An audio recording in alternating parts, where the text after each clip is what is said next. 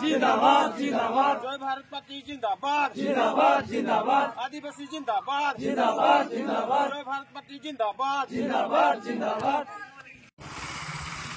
Hello guys तो आज আমি আহি গৈছো ডিগবৈ ৰিজাৰ্ভ আমি মিটিংলৈ গৈ আছো খেলজান আৰু আমি আছো এটা দুইজন মই আছো আৰু মোৰ লগত আছে মনোজ ৰাউতিয়া আৰু আমাৰ সেক্ৰেটাৰী প্ৰেচিডেণ্ট আৰু যিমানে আমাৰ বিষয়ববীয়াবিলাক আছে আমাৰ আশা কৰ্মকৰ্তাবিলাক গোটেই আহি আছে সকলোৱে বলে উঠি আহি আছে আজি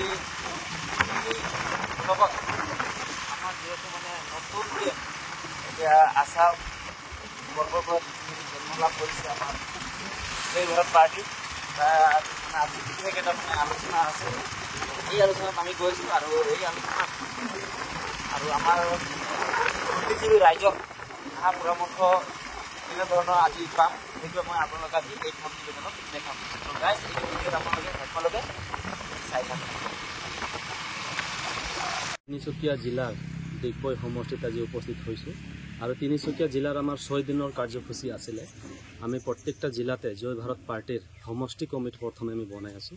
ইয়াৰ আগতে ডিব্ৰুগড় আছিলোঁ তাতে 6 দিনৰ কাৰ্যসূচী আছিলে ডিব্ৰুগড় জিলা শেষ কৰি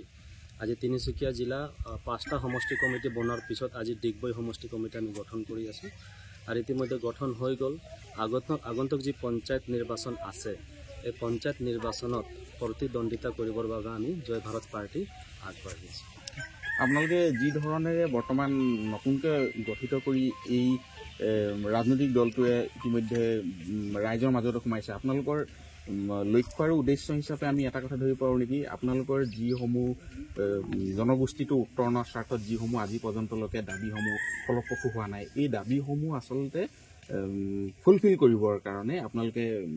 গঠন হৈছে বুলি ধৰিব পাৰোঁ নেকি? সব অসমত আমাৰ আদিবাসী আৰু চাহ জনগোষ্ঠী বৃহৎ এটা জনমত আছে আমি 1 কোটি বুলি আমি জানো আদিবাসী আৰু চাহ জনগোষ্ঠী আৰু ইয়াৰ আগতো কংগ্ৰেছ চৰকাৰ আছিল কংগ্ৰেছ চৰকাৰো ঠিক আদিবাসী আৰু চাহ জনগোষ্ঠীসকলক ভোট বেংক হিচাপত ব্যৱহাৰ কৰি আহিছিলে আৰু ঠিক বিজেপি চৰকাৰো ঠিক তেনেকুৱা ধৰণৰে আদিবাসীসকলক ভোট বেংক হিচাপত ব্যৱহাৰ কৰি আহিছে আজি চাওক অসমত আদিবাসী আৰু চাহ জনগোষ্ঠী এটা চৰকাৰ বনোৱাৰ এটা নিৰ্ণয় ভূমিকা লয় ইয়াৰ আগত কংগ্ৰেছৰ লগত আছিল কংগ্ৰেছ চৰকাৰ হৈছিলে এতিয়া এইবাৰ বিজেপি চৰকাৰৰ লগত আছিলে বিজেপি চৰকাৰ হৈছে গতিকে এইবাৰ অসমৰ আদিবাসী আৰু চাহ জনগোষ্ঠী এইবাৰ বেলেগ ধৰণৰ এটা নিৰ্ণয় ল'ব যেহেতু আজি কংগ্ৰেছে হওক বা বিজেপিয়ে হওক আমাৰ এই জয় ভাৰত পাৰ্টি নতুন দল খুলিবৰ কাৰণে তেওঁলোকে বাধ্য কৰিছে কাৰণ আমাৰ যি সমস্যা সাংবিধানিক অধিকাৰ আমাৰ ফুলফিল কৰিব পৰা নাই এতিয়ালৈকে গতিকে আজি অসমৰ গোটেই চুকে কোণে আমি আলোচনা বিলোচনা কৰি যোৱা নৱেম্বৰৰ 19 তাৰিখত আমি এই জয় ভাৰত পাৰ্টি আমি ডিক্লেয়াৰ কৰিছোঁ আৰু ইতিমধ্যে আমাৰ পঞ্চায়ত ইলেকশ্যনৰ আমাৰ তৎপৰতা চলি আছে আমি বিভিন্ন সমষ্টিত আমি কমিটিবিলাক আমি বনাই আছোঁ তো ধৰক এই পঞ্চায়ত ইলেকশ্যন আছে পঞ্চায়ত ইলেকশ্যন যিহেতু এটা গ্ৰাছ লেভেলৰ ইলেকশ্যন হয় আৰু গ্ৰাছ লেভেল ভেটি আমি মজবুত কৰিব পাৰিলে আমি আগন্তুক যি 2026ত যি MLA ইলেকশ্যন আহি আছে তাতে আমাৰ MLA জিকাবৰ কাৰণে আমাৰ এজি হ'ব লৈ আমি আহি আজি উপস্থিত হৈছোঁ তৈলংগুৰি ডিগবৈ চহৰৰ যি পাৰ্শ্বৱৰ্তী খেলজান অঞ্চলত আৰু এক কথা উল্লেখ কৰিব লাগিব আগন্তুক মাত্ৰ 1-1.5 মাহৰ পাছতে পঞ্চায়ত নিৰ্বাচন আৰু এই পঞ্চায়ত নিৰ্বাচনত লৈ ভিন্ন ৰাজনৈতিক দলসমূহে তৎপৰতা বৃদ্ধি পোৱা দেখিবলৈ পোৱা গৈছে তাৰ সমান্তৰালভাৱে কিন্তু অসমৰ যি জনগাঁথনি এটা অন্যতম জনগোষ্ঠী হিচাপে পৰিচয় বহন কৰা আদিবাসী জনগোষ্ঠীয়ে বিগত 2024 বৰ্ষৰ নৱেম্বৰ মাহত এটা জয় ভাৰত নামেৰে এটা ৰাজনৈতিক দল ইতিমধ্যে গঠন কৰিছে আৰু সেই ৰাজনৈতিক দলটোৱে বিভিন্ন প্ৰান্তৰ ৰাজ্যৰ যিসমূহ আদিবাসী জনগোষ্ঠী আছে তেওঁলোকৰ যিসমূহ অভাৱ অভিযোগ আজি পৰ্যন্তলৈকে শাসনাধিষ্ঠ চৰকাৰসমূহে ফুলফিল কৰিব পৰা নাই এইসমূহ দাবীৰ ওপৰতে ভিত্তি কৰি এই ৰাজনৈতিক দলটো গঠন হৈছে আৰু ইতিমধ্যে তেওঁলোকে তৎপৰতা আৰম্ভ কৰিছে পঞ্চায়ত নিৰ্বাচনৰ নিজৰ প্ৰতিদ্বন্দ্বিতা নিজৰ জনগোষ্ঠীৰ পৰা প্ৰাৰ্থিত্ব আগবঢ়াবৰ কাৰণে আৰু আজি আমি আহি উপস্থিত হৈছোঁ সি তৈলংগুৰি ডিগবৈ পাৰ্শ্বৱৰ্তী যি খেলজান অঞ্চল আৰু খেলজান অঞ্চলত সেই জয় ভাৰত ৰাজনৈতিক নৱগঠিত এই দলটোৰ কেন্দ্ৰীয় সভাপতি তথা সম্পাদক উপস্থিত আছে আৰু উক্ত অঞ্চলত তেখেতসকলে যি এখন ৰাজনৈতিক সভা আচলতে ইতিমধ্যে ইয়াতে অনুষ্ঠিত কৰিছে। কেমেৰা সহযোগী আছে, কিছু দৃশ্যাংশ দেখাবৰ বাবে অনুৰোধ জনাইছো। আচলতে এইসকলে লোকে যিসকল লোক তেওঁলোকৰ জনগোষ্ঠীটো উত্তৰণৰ স্বাৰ্থত আচলতে ৰাজনৈতিকভাৱে এই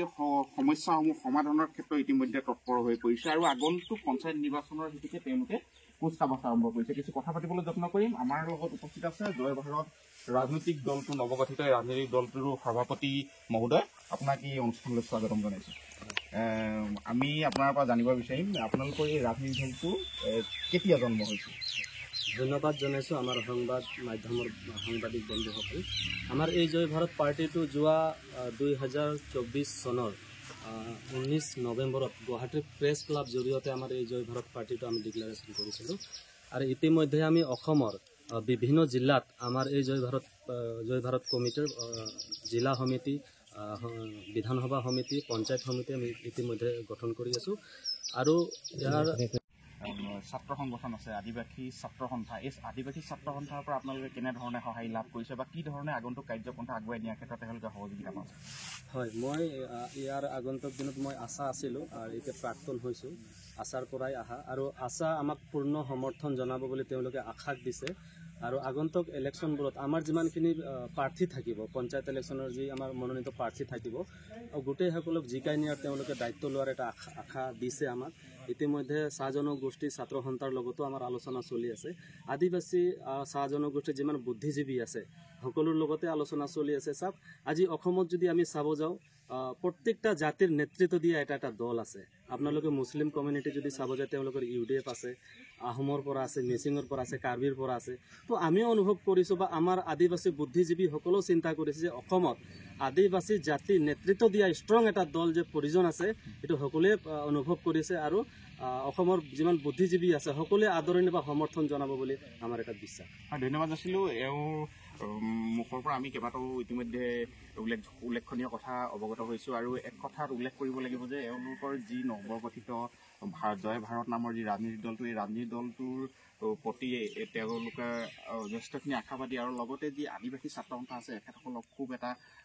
পূৰ্ণ সমৰ্থন আগবঢ়োৱা দেখিবলৈ পোৱা গৈছে। আমাৰ লগত আদিবাসী ছাত্ৰ সন্থা তিনিচুকীয়া জিলা সমিতিৰ সম্পাদক জাৰ্নেল মিন্স আছে। আচলতে